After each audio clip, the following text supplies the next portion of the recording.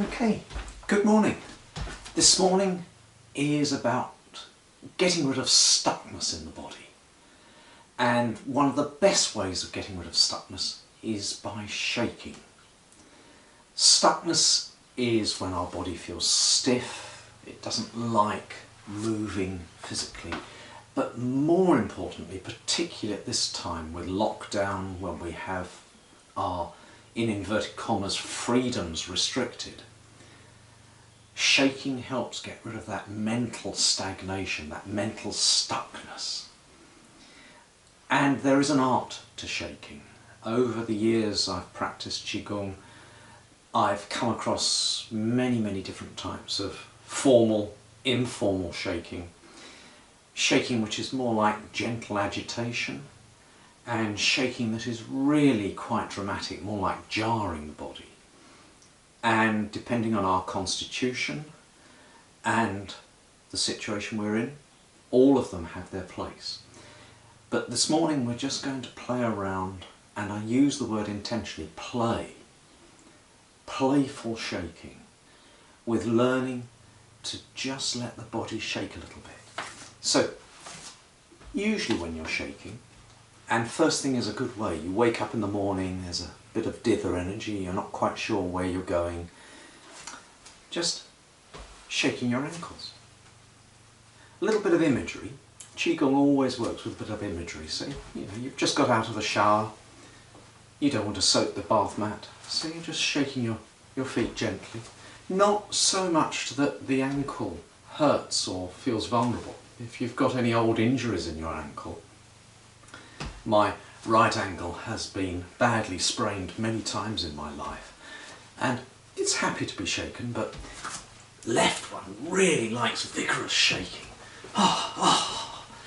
Right one just asks for a little bit more respect. And then let the shake come up into the knee, so it's more of a flick. And notice you can't help but say a little when you shake. A little bit of a that's it. And if you like the imagery, you've just trodden on something that you'd rather not have trodden on. A slug in the garden if you're walking barefoot. That's it. So, a little bit of shake. As always, shaking to the point that you enjoy, not to the point where it frightens a joint.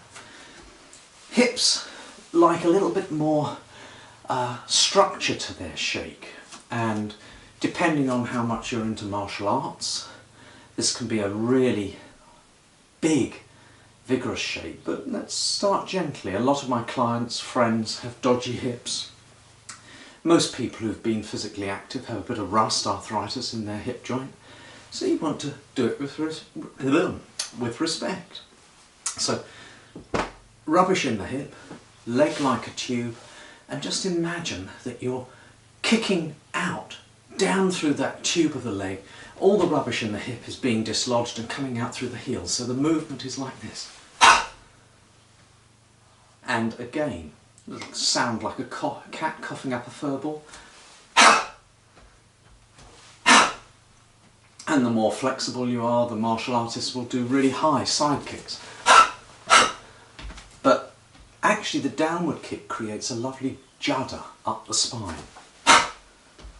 And it, again, shouldn't frighten your body, shouldn't frighten the hip, shouldn't frighten the spine. A little shake out down the leg and a judder going up the spine. So again, try the other side. And if you have got a dodgy hip, gently. It doesn't need to be that much of a big movement, just getting that little tremor going up the spine. That's it. So, we've shaken our ankles, our knees, our hips, hands. This is the silly bit. This is the bit where you want to have an audience. Hello builders. Upside down shakes. Side to side shakes. Just as with the ankles, if you've ever damaged your wrist, don't shake to the point where it's worrying.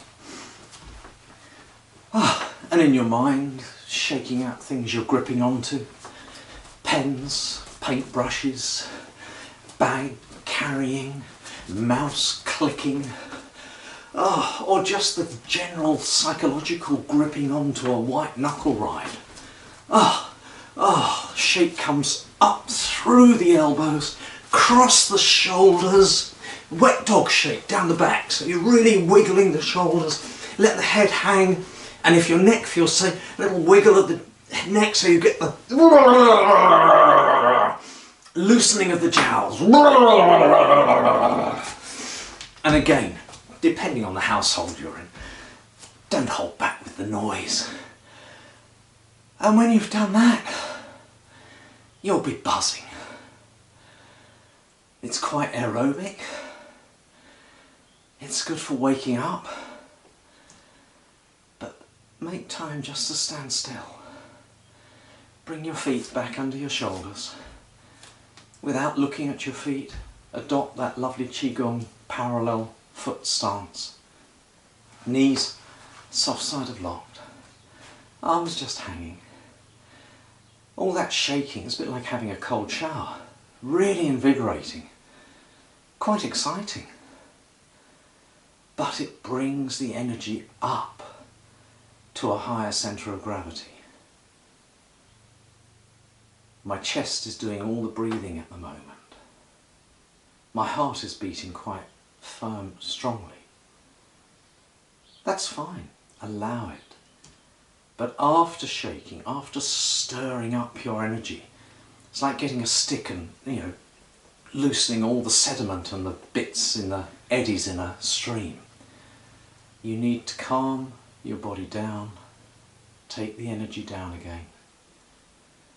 Not stop the chest moving, simply take your attention down to that lower centre of gravity, the belly, the hara, the lower sea of Qi, our storehouse of Qi. And with your mind, just breathing in through the nose and the belly, that point about an inch below the tummy button. All that lovely energy you've shaken up and stirred up, bringing it back down to the centre. Each breath in, drawing in, replacing energy you've used up. Each breath out, if you've shaken up some rubbish that needs to get out of your system, breathe it out. Breathing in, like a magnet, drawing the Qi down to the centre. Breathing out, letting go of waste, letting go of anything you no longer need. And that's your morning shake up. Alright? Okay, more later.